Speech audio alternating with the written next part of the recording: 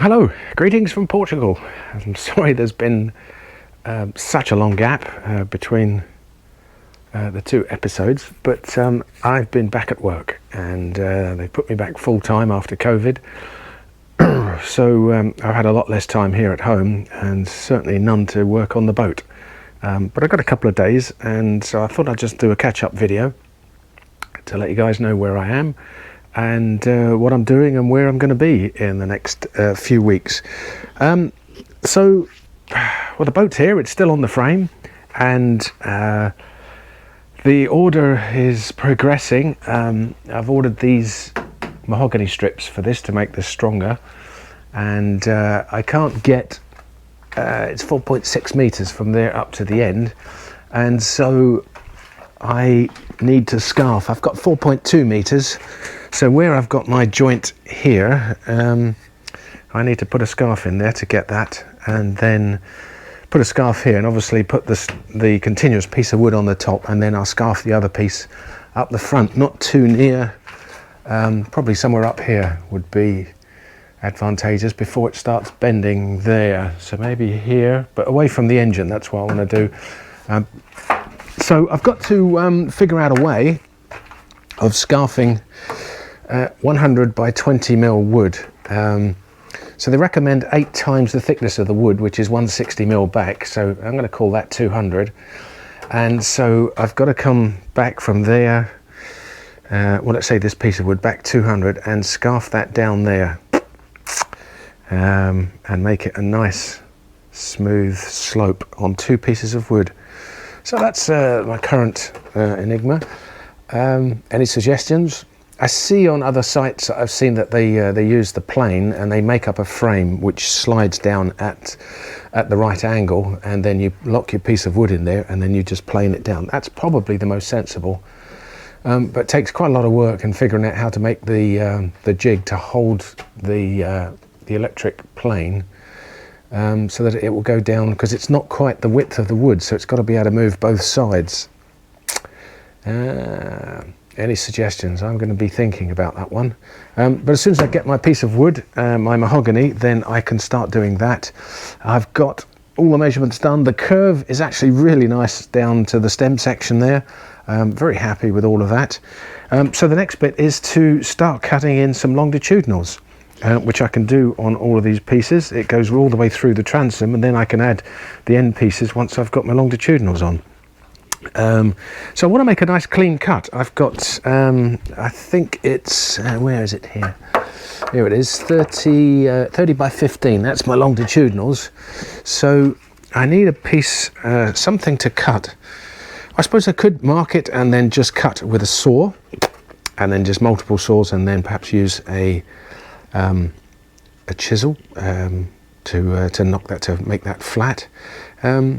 I didn't know whether it was well to make, because if I leave it up, say, 1 millimeter or 2 to fare off, then you're kind of just creating a lot of work for fairing. So I'm tending towards sort of making it just lie flat, if not just slightly proud. So the fairing process will take the ridge off. But I'm wondering about how to do that more easily and more accurately. So what about a router bit? I could set the router bit at 15 mil down, and then I could set clamp 2 pieces of wood to either side, and then just route that out. That's if I've got it preset and it's contained within 2 pieces of wood, that would do it. I wonder if there's any other ways of doing it. It has to be reasonably accurate, doesn't it? Because the piece of wood has got to sit in there at the right depth, and I don't want any movement on that. And I suppose eventually I'm going to put a screw through it into the frame itself when I glue it. But obviously at the moment I'm going to leave that just loose, well, maybe just with a screw. And then these pieces I've got to take quite a bit of wood here, because this chine piece here is quite thick. So I don't know about a router on this bit, because you can't clamp it on both sides, which you can on all the longitudinals. So that's probably just going to be a saw just to cut that out, and then just I'd have to make that proud so they give me a good bit there to fare off. I can do that, I think. And the other thing that's coming is some paint, epoxy paint, and I've ordered some 2-pack epoxy varnish for this. This is my side piece, and you can see I've put this is the thin stuff on here, and it's come out quite well. It's quite a few dusty bits in there, but I didn't really control the dust prior to doing this, but it's faded into the wood quite nicely. You can see the wood, and that of course will then go onto the side of the boat. That will be those bits. So I'm going to try that epoxy 2-pack, stick that outside, see how it copes with the sun, and then this is this piece, the really heavy matte stuff that I've got for strength on the bottom, and as you can see it hasn't quite faded, so that's going to go on the bottom bits once I've done my 4 layers, and as you can see, you sand it down, you're going actually into the fibre itself, so I didn't want to sand it too much. So I think what I'm going to do is put a coat of the paint on there and then sand that back and see if that won't fill in these holes. I suppose I could do another layer of epoxy, to be honest, to fill those holes in, and then sand that back so I'm not actually sanding into the grain of that wood. That might actually be more sensible. Or try a bit of each and see what happens. Either way, we're just going to fill those holes in so that there's little pits, so that I can get a nice smooth finish to the bottom, and then I'll stick that outside as well, and I'll see how that goes in the sunshine. My 2 test pieces upstairs are faring out very well, and I'm very pleased with that. So there's lots to do, and I'm doing a lot of talking. I really ought to get on and do some working. My frame here, I still got to cut that back. That's not sitting on the end frame, and I've marked the piece of the wood that I've got to cut out there to bring that back in again there. Very slight amount on the other side, and as I pointed out before, if you can see that bit there, this frame is not level. That needs to come down a bit there as well, so I need to mark that one out and then get these pieces screwed back in again to the end piece, so that will hold that firmly in place. And then crack on with the longitudinals. So I'm going to start experimenting, I think, with my router. I'll get a test piece of wood and see if I can make a 30 by 15 accurate cut with a router, or whether a saw is going to be the only way of doing it, and a chisel. But the router will be quicker and I think more accurate. Sounds more fun as well. So I've got plenty of time, things to do here. I don't have plenty of time to do it. I've got today and tomorrow off, and then I'm back to London and back to work. So that's about all I can think of. Hello, here we go, episode 12, and welcome to my channel. Just to carry on, I've been doing some work today, which is really nice to get back into the swing of it. You've got to sit and think a lot about what you were trying to do before and where you're going, and in particular this frame at the front, which is frame 7, to get that level, get it in the center. So that's what I've been doing, and I've been jigging around cutting, and I think I've got it. It just takes a good deal of time, a lot of measurements, a lot of patience actually, to get things absolutely right. But I think I'm pretty good. So I've cut this frame back in again so that it sits level. Remember, it wasn't level along there when compared to the other frames, and it wasn't quite in the center, and I wanted to put these blocks on the front, but I had to get the measurements of the frame spot on, which is I took from the plans, added up the dimensions from all the beams, and they came with 4403, and there it is, 4403. It's 1 millimeter out. I can live with that.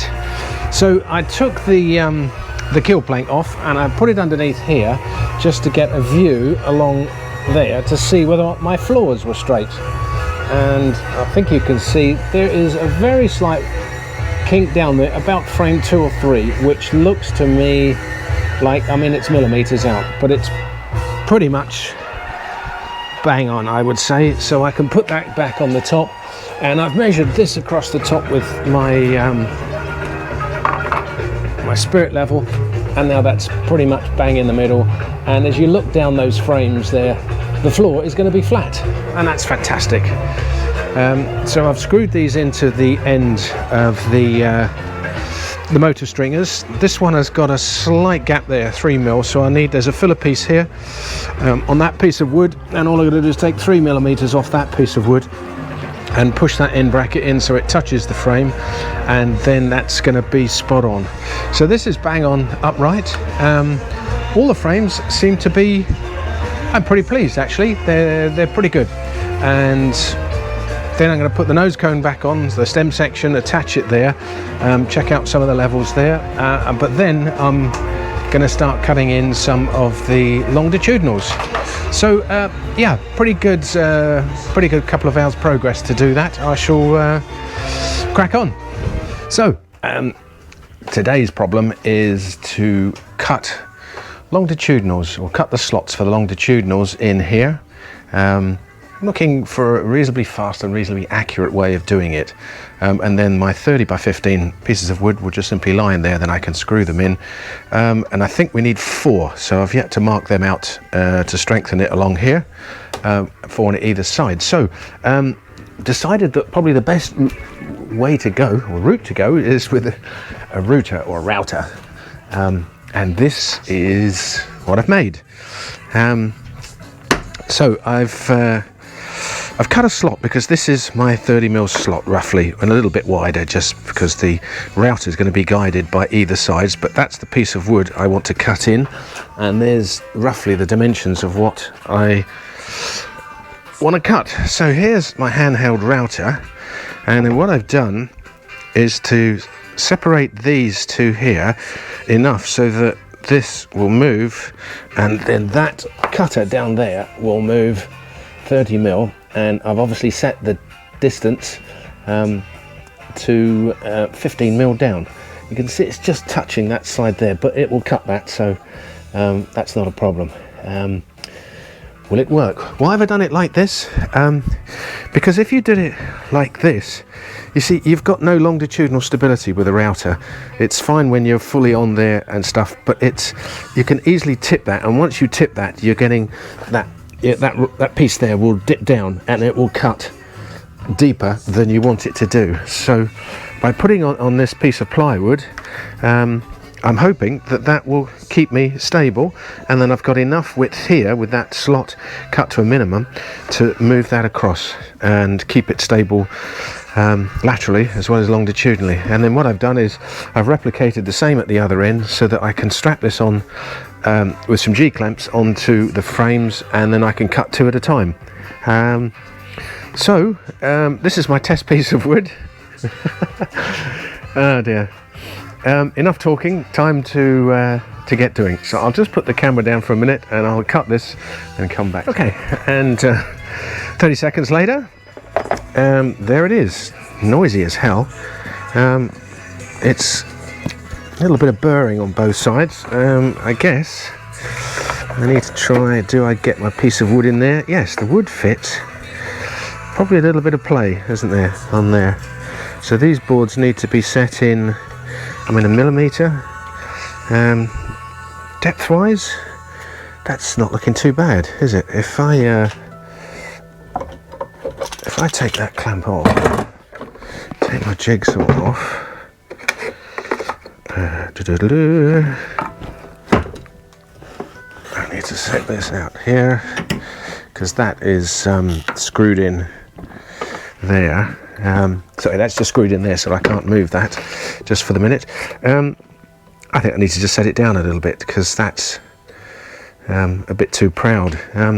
One thing I have noticed is that when you look at the keel plank, I don't know if I can get in a bit closer there, you'll notice that the keel plank is at an angle there, and the top of the frame is at 90 degrees, and so there's something I hadn't thought of, that when you're laying this piece of wood in here, of course it's going to be at an angle, isn't it? You want that to come at an angle. It's not a 90-degree cut. So my piece of wood lying between the two will give me that angle, which is very convenient. However, 30mm down from the front is not going to be the same as 30mm down at the back. and unfortunately the piece of wood will lie here. Let me get it on there. Put the piece of wood on there, then I can explain perhaps better what it is I'm saying. You can see clearly there, this is at right angles, and the kill plate is at an angle there. And if I lay that on top to cut that, you can see the gap there. There's a couple of millimeters there, and it will cut to this level here. But this level will be eventually faired off because it will need to be flat to the plywood boards that will need to butt up against this piece of wood. The whole piece of wood, we don't want any gaps or anything there, do we?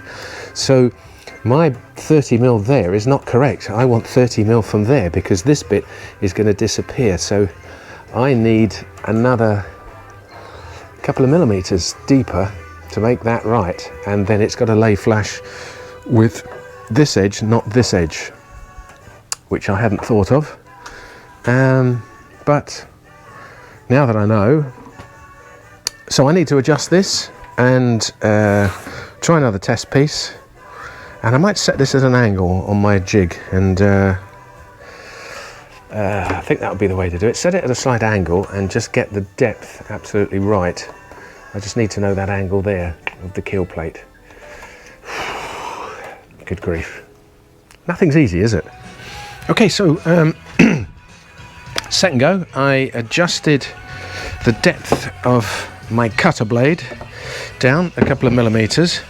I put my jig, as it were, and angled it down a little bit, and I cut it, and that's, you get a beautifully clean, there's a little bit of swathe to cut off there, but you get a nice clean slot, and the fits in there perfectly. I don't know if you can see, but it is at a slight angle. No, it doesn't look it, does it? Okay, but that's a little bit tighter, but I'm not sure if that's ought to be wedged in there anyway, because you want to put a bit of glue in there. You need a bit of room for the glue. It's nice and smooth with the top. That looks pretty good. That looks pretty good to me. It's cutting smoothly. It's a nice sharp blade. It's the new routers. 2 passes and then just a little bit in the middle to cut, and it's dead quick. It's dead noisy. I want to wear my headphones, I think, next time to dull it out. But I think this jig is working, so I might just strap that on then and mark out my 4 slots for the longitudinals on each side, and then test a couple of pieces and see how we go. Right, so I've marked out my longitudinals here on my piece of wood, and I've set my jig up on the first of them. Of course, another interesting dimension to this is that distance from here to work out your 4 pieces of longitudinals is not the same. This is wider, and of course they all get a little bit wider till they get thinner, so your jig is not going parallel to the keel plate. This is moving slightly out, isn't it, as we go forward, but that's how it's supposed to be. You can see here I put the level there, and you can see on the bubble that isn't level, and so this is obviously not level either, and that's causing that slight angle there, which this jig is taking out quite nicely. So I've set my marks up there. I've put my jig marks there and there, so I can cut these too. This is kind of one of those moments, because once you cut this, you cut it, that's it. So I'm just going to have a sit down and have a quick think that I've got everything here. I haven't made some god-awful cock up, and then I'll cut them and yeah, switch on again. Okay, here's the moment of truth. I think everything is set. That's kind of loose, but the weight of this will sort that out. I will get cutting.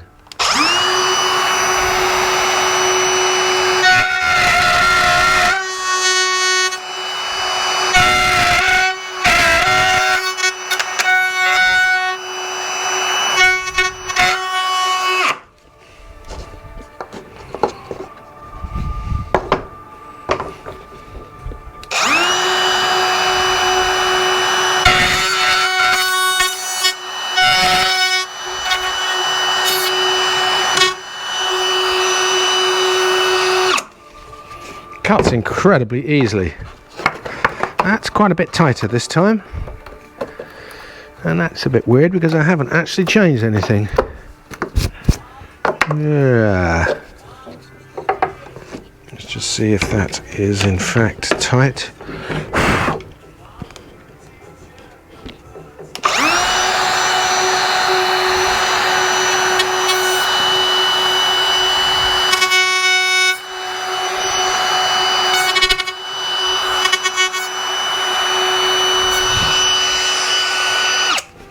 Yeah.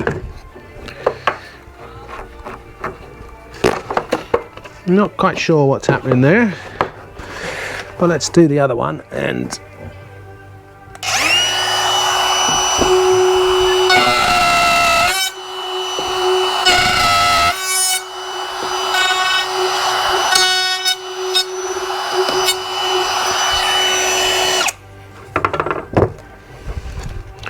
I mean, once you've got this set up, it's an incredibly simple process, and that one fits in there just fine.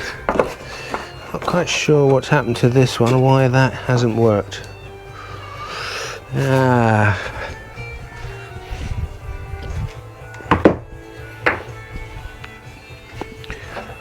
Well, let's see. I've got a piece of the wood.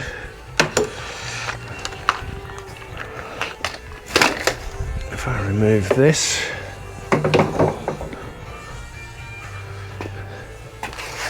apart from a little bit of swarf, I mean, they're incredibly clean slots, and this is my 30mm, but for some reason that hasn't gone in there too well.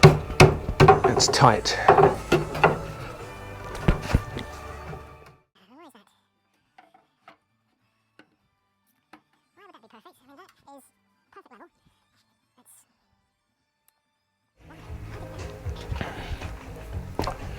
Okay, so I've just routed this little piece here, which cut.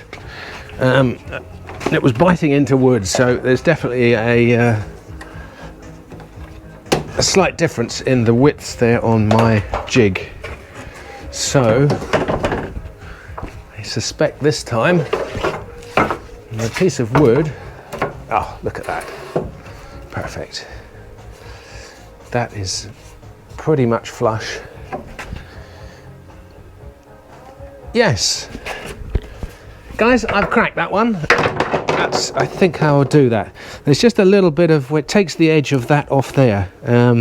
I can sand that down, but you get a nice clean slot, and it fits incredibly well. So all I need to do is just to move my jig across the 4 slots and cut them, and it's hopefully going to be a relatively quick process now.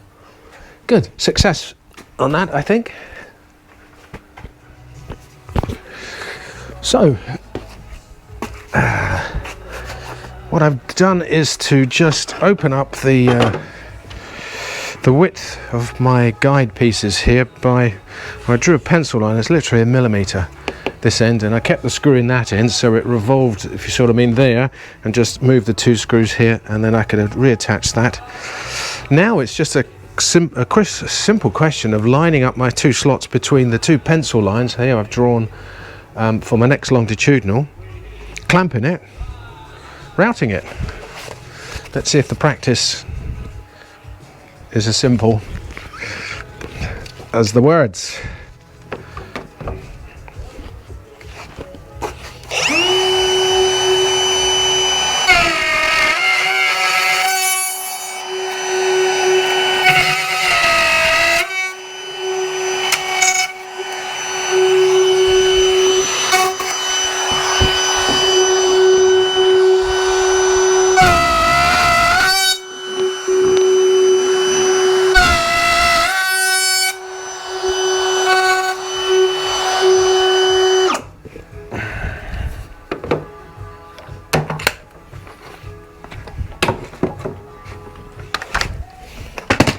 Okay, so how does this one fit?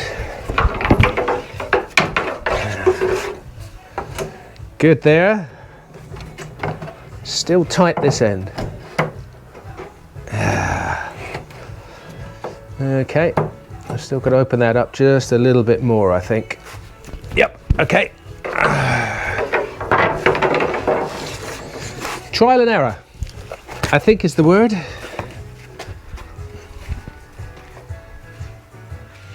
Okay, so I've got my first couple of frames done, and pretty happy actually with how they're going. I've changed the distance of my the jig piece there, the distance between those two pieces there, to get the cut at the right width, and I've just done this, and it comes out pretty well, pretty tight as well there. That's tightened up a bit, and same here.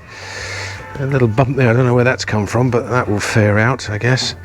This is what happens if you don't tighten the jig down onto your wood.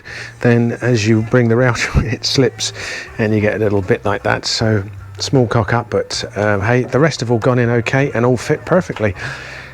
So it's nice and flat. They're spread evenly now between there. You've got nice 4 pieces across the 4, and they gradually open up here and up to the next 2 frames, and then they start decreasing again down there. So that seems to be a pretty good way of doing this. Certainly once you've messed around and got your jig right and it's cutting the right depth on your router. So greetings. Early evening. I'm all changed up and showered, because when I wanted to do my last video, the battery was flat, so I've had to recharge. I must go and get another spare battery, mustn't I? Anyway, I've had a very good day here. Here's the longitudinals. I've done all this side, well, up to here, and I'm about halfway down the other side, and that's them sitting in position, which is I'm very pleased about. It's got a nice nice curve in between, straight lines in between. These have all fitted beautifully. There's a bit of fairing to be done in there, but it's gone very well. And the mahogany I found is much better. The Douglas fir tends to chip quite a lot with the router, and there's a couple of big gouges I've done out, little things like this. It's and there, and I found that that's because the router's going this way, with the teeth rotating that way, and it clicks that out there. So you have to go that way, but you're going against the grain, and the router is still turning that way, and it still tends to kick the wood out. Not good. And if you don't have your guide bolted down, then your jig goes off and it creates that anyway. So other than that, that's all gone very well. They're all nice and tight in there, and yeah, that's next thing is looking up here, because the first thing you'll notice is that I'm short, so these have got to be scarfed. And then what do I do here? Clearly 4 there is great for supporting the floor. That works perfectly. Up here, we're kind of beginning to thin out. I can get 4 onto here without any problem, but this bit, frame 7, I don't think so. I don't think there's any point, because here you've got the chine. There's 2 or 3 pieces in there. That's quite a thick piece to go in there to cut in, and I'm not even sure that these actually extend beyond here, because this surface gets so curved that the strength is obviously in the curve. So at the moment my gut feeling is to end these 2 here at this frame and to bring these 2 on into there. That, if they need that, because that would then have 3. I'm pretty certain that we don't have, do we have any more there? Because these ones come round to the front from the side here. I've got to look further on the plans. Goodness, I've got to read up a little bit in the boat building and look at videos to find out what people do, because I can't remember. Scarfing those bits of wood. God, now what am I going to do? How am I going to do that? I've got a feeling that I could use, say, 200 mil and draw a line from there up to 200 mil, and I could use my circular saw with the laser to cut that. That would be pretty accurate and pretty simple, and then join them together. I need to put about 1 meter or something on these 2, and not much on these two. That's a bit shorter because I cut that bit off to use as my little template tester. So as ever, there's thinking ahead, looking ahead.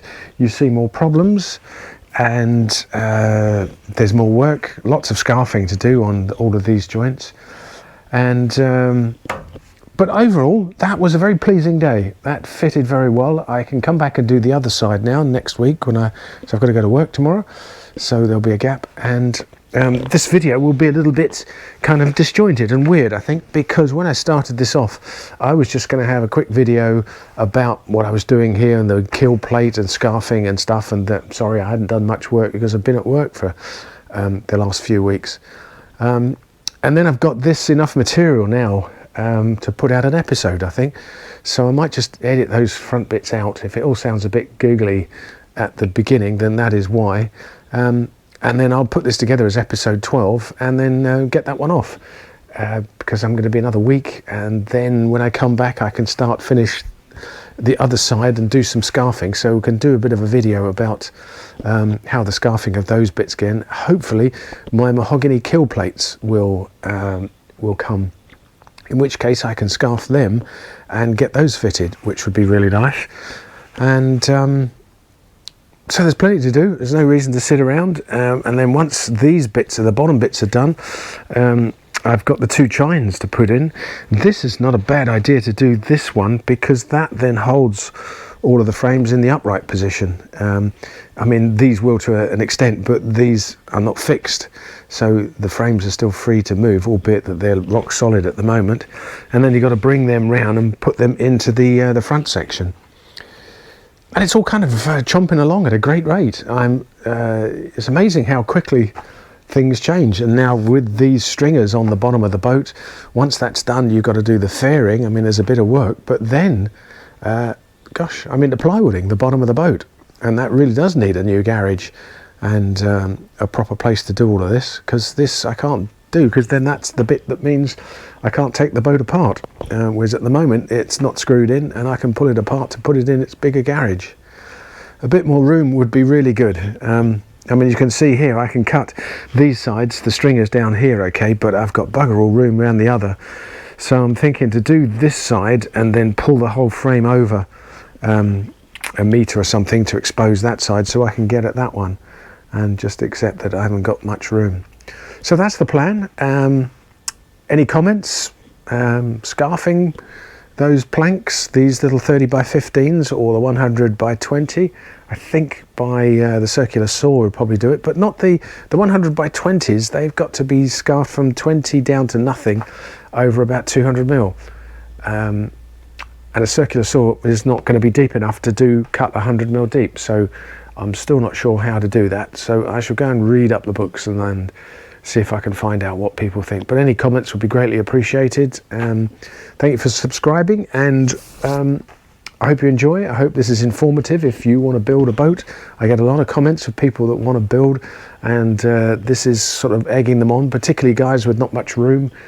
You don't need a great deal of room outside. Well, obviously for the boat it is quite big, but yeah, you can do it in a relatively confined space, as I do, and it's okay. I can do what I need to do, and it's okay down here. So with that being said, I'll get on and edit these up, and I'll get this out, and I'll catch you in a couple of weeks. Cheers.